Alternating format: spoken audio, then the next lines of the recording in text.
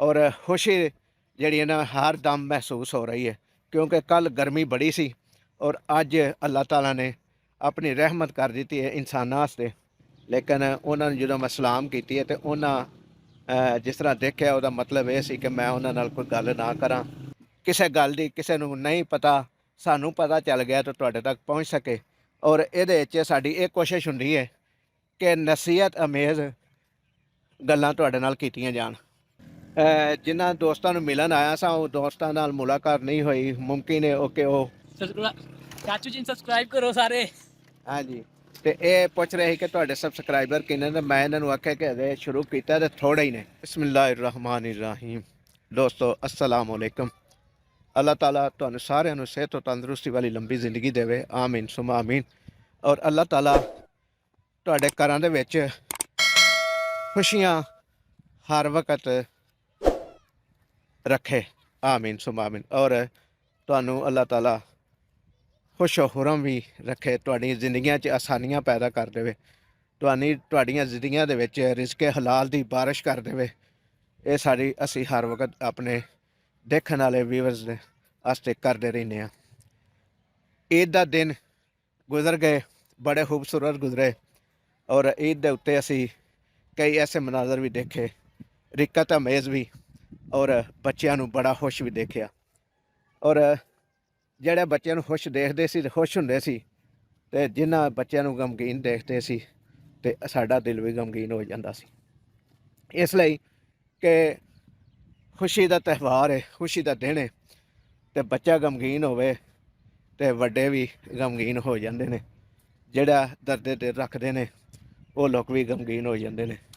ਅਸੀਂ ਸਾਰਾ ਮਹੀਨਾ ਰਮਜ਼ਾनुल मुबारक ਦਾ रोज़ेदारां ਦੀ ਖਿਦਮਤ ਵਿੱਚ ਗੁਜ਼ਾਰਿਆ और इस नीयत नाल ही गुजारिया कि अल्लाह ताला सानू इहदा अजर देवे।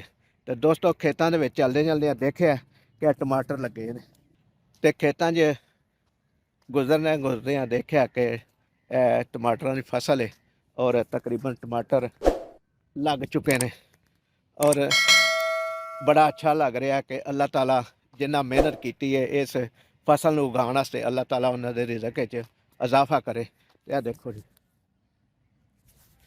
टमाटर बड़े खूबसूरत लग रहे हैं। हो सकता 2-4 दिनों तक जे पक जान और जिन्ना जी मेहनत की है, जिन्नी की है, वह उन्होंने सिला मिलना शुरू हो जाएगा।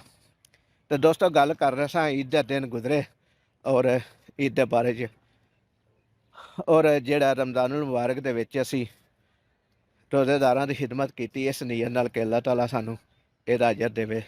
और सानू यकीन है क्योंकि अल्लाह ताला किसी का हक नहीं रखता, अल्लाह ताला किसी का दुश्मन नहीं, किसी इंसान का दुश्मन नहीं। अल्लाह ताला ने हर इंसान के मुकद्दर अच्छे लिखे ने, लेकिन दुनियादारी दे विच ऊंच नीच का जिहड़ा तरीकाकार है वह भी होना सी, ते तां इंसानां नूं समझ आनी सी कि मैं बेहतर हाँ या मैं किसी गलती का शिकार हाँ।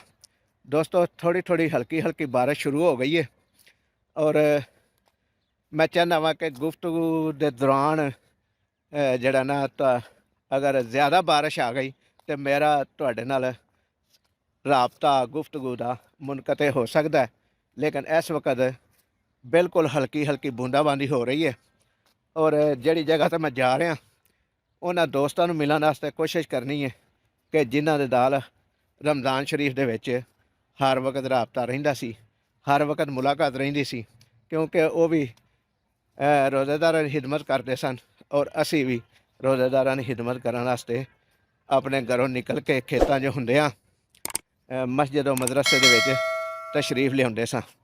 ते इस वक्त मौसम बहुत ही खूबसूरत है और बहुत ही इंजॉय करने वाला मौसम है। इस वक्त दिल बाग बाग है और खुशी जी ना हर दम महसूस हो रही है, क्योंकि कल गर्मी बड़ी सी और अज अल्लाह ताला ने अपनी रहमत कर दी है इंसानों वास्ते। यह देखो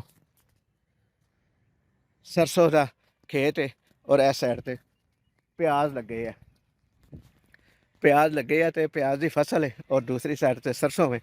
और परिंदे भी इस वक्त चहचहा रहे हैं और मौसम को इंजॉय कर रहे हैं। यह देखो कवे दूर तक लालियाँ ਇਹ ਦਰਖਤਾਂ ਤੇ ਵੀ ਬੈਠੇ ਨੇ, ਉੱਡ ਕੇ ਜਾ ਰਹੇ ਨੇ ਕਵੇ।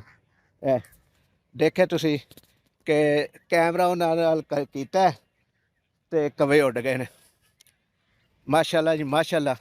ਦੋਸਤੋ ਅਸੀਂ ਰੋਜ਼ਾਨਾ ਆਪਣੇ ਖਿਆਲਾਂ ਦਾ ਇਜ਼ਹਾਰ ਕਰਨੇ ਆ ਔਰ ਕੋਸ਼ਿਸ਼ ਕਰਨੇ ਆ ਕਿ ਇਹਦੇ 'ਚ ਅੱਛੀਆਂ ਗੱਲਾਂ ਕੀਤੀਆਂ ਜਾਣ, ਨਸੀਹਤ ਵਾਲੀਆਂ ਗੱਲਾਂ ਕੀਤੀਆਂ ਜਾਣ, ਤਾਂ ਕਿ ਅਗਰ ਕੋਈ ਕਿਸੇ ਗੱਲ ਦੀ ਕਿਸੇ ਨੂੰ ਨਹੀਂ ਪਤਾ, ਸਾਨੂੰ ਪਤਾ ਚੱਲ ਗਿਆ ਤਾਂ ਤੁਹਾਡੇ ਤੱਕ ਪਹੁੰਚ ਸਕੇ।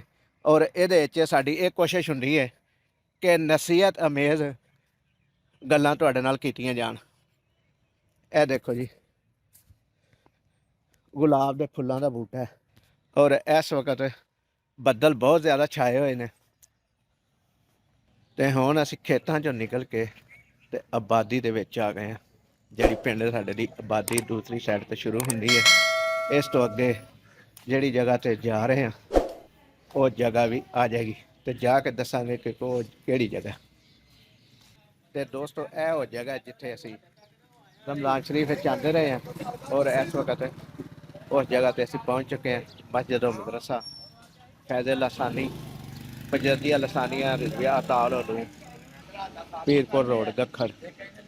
ਤੇ ਇਸ ਤੋਂ ਅੱਗੇ ਅਸੀਂ ਇੱਕ ਚੀਜ਼ ਦਿਖਾ ਰਹੇ ਹਾਂ ਤੁਹਾਨੂੰ ਕਿ ਇਹ ਤੇ ਦੋਸਤੋ ਇਹ ਉਹ ਮਸਜਿਦ ਮਦਰਸੇ ਦਾ ਬੋਰਡ ਹੈ ਜਿਹੜਾ ਅਸੀਂ ਪਿਛਲੀਆਂ ਵੀਡੀਓ ਦੇ ਵਿੱਚ ਵੀ ਤੁਹਾਨੂੰ ਦਿਖਾਉਂਦੇ ਰਹੇ ਹਾਂ।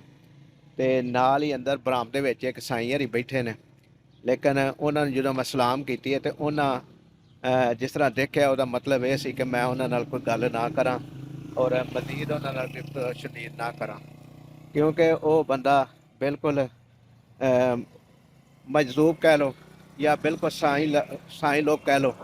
ਕਿਉਂਕਿ ਰਮਜ਼ਾਨ ਸ਼ਰੀਫ ਦੇ ਵਿੱਚ ਜਦੋਂ ਅਸੀਂ ਇਫਤਾਰੀ ਕਰਾਉਂਦੇ ਸਾਂ ਉਦੋਂ ਵੀ ਇਹ ਬੰਦਾ ਇਸੇ ਜਗ੍ਹਾ 'ਤੇ ਬੈਠਾ ਰਹਿੰਦਾ ਸੀ। ਅਗਰ ਪੈਸੇ ਦੇਣ ਦੀ ਕੋਸ਼ਿਸ਼ ਕਰਦੇ ਹਾਂ ਤਾਂ ਪੈਸੇ ਨਹੀਂ ਸੀ ਲੈਂਦਾ, ਤੇ ਖਾਣਾ ਦੀ ਜਦੋਂ ਉਹਨੂੰ ਤਲਬ ਹੁੰਦੀ ਸੀ ਉਦੋਂ ਖਾਣਾ ਖਾ ਲੈਂਦਾ ਸੀ, ਵਰਨਾ ਕਹਿੰਦਾ ਸੀ ਨਹੀਂ ਤੁਸੀਂ ਖਾਓ ਤੁਸੀਂ ਖਾਓ, ਇਸ ਤਰ੍ਹਾਂ ਦਾ ਲਫ਼ਜ਼ ਕਹਿੰਦੇ ਸੀ।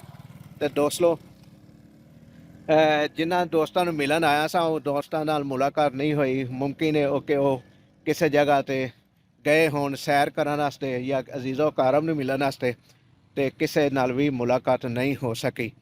ਤੇ ਤੁਹਾਡੇ ਕੋਲ ਇਜਾਜ਼ਤ ਚਾਹੁੰਦੇ ਹਾਂ ਅੱਜ ਲਈ ਇੰਨਾ ਹੀ। ਅਗਲੀ ਵੀਡੀਓ ਤੱਕ ਲਈ ਇਜਾਜ਼ਤ ਦਿਓ। ਜਿਉਂਦੇ ਰਹੋ ਵਸਦੇ ਰਹੋ, ਰੱਬ ਰਾਖਾ।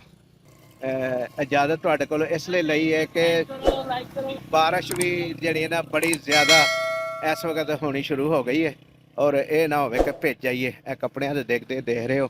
ਤੇ ਇਹ ਇੱਕ ਜਿਹੜਾ ਨਾ ਮੋਟਰਸਾਈਕਲ ਵਾਲਾ ਬੰਦਾ ਰੋਡ ਦੇ ਉੱਤੇ ਜਾਂਦਿਆਂ ਨਾ ਇਹ ਇੱਕ ਦੋਸਤ ਇਹ ਦੇਖੋ ਇਹ ਕੀ ਕਹਿ ਰਹੇ ਸੀ। ਚਾਚੂ ਜੀ ਸਬਸਕ੍ਰਾਈਬ ਕਰੋ ਸਾਰੇ।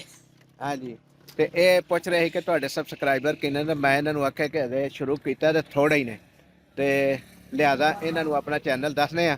ਸ਼ਬੀਰ ਗੁਲਾਮ ਹੈਦਰ ਦੇ ਨਾਂ ਤੋਂ ਹੈ ਸਾਡਾ ਚੈਨਲ YouTube ਦੇ ਉੱਤੇ, ਤੇ ਉਹਨੂੰ ਸਬਸਕ੍ਰਾਈਬ ਕਰਿਆ ਜੇ। ਤੁਹਾਡੇ ਵਾਲੇ ਲਫ਼ਜ਼ ਅਸੀਂ ਦੁਬਾਰਾ ਦੁਹਰਾਉਂਦੇ ਹਾਂ, ਲਾਈਕ ਕਰਿਆ ਜੇ, ਸ਼ੇਅਰ ਕਰਿਆ ਜੇ ਤੇ ਚੈਨਲ ਨੂੰ ਸਬਸਕ੍ਰਾਈਬ ਕਰਿਆ ਜੇ। ਠੀਕ ਹੈ ਜੀ, ਅੱਲਾ ਨਿਗਹਿਬਾਨ।